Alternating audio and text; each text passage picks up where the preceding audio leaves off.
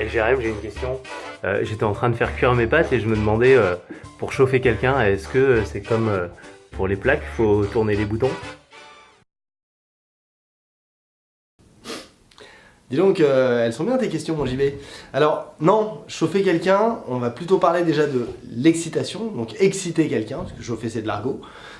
Chauffer quelqu'un ou l'exciter, c'est pas comme tourner un bouton, ok? C'est un processus un tout petit peu plus compliqué.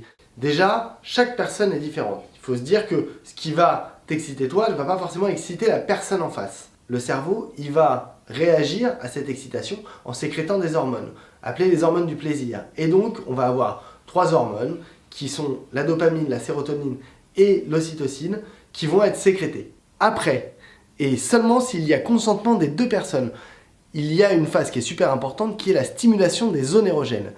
Les zones érogènes, c'est les parties hypersensibles du corps humain et qui vont se trouver notamment au niveau des parties génitales. Voire aussi pour certaines personnes, le lobe des oreilles, le cou, les mamelons, tout ça c'est des zones qui peuvent favoriser l'excitation.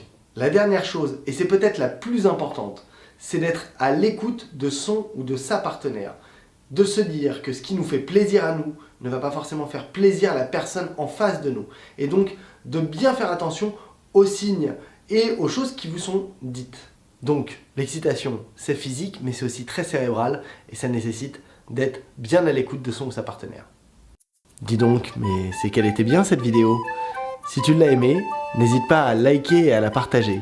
N'hésite pas à t'abonner à la chaîne et à cliquer sur la petite cloche pour recevoir les notifications. N'hésite pas aussi à nous laisser des commentaires avec tes questions et on y répondra le plus rapidement possible. Je te remercie, à bientôt.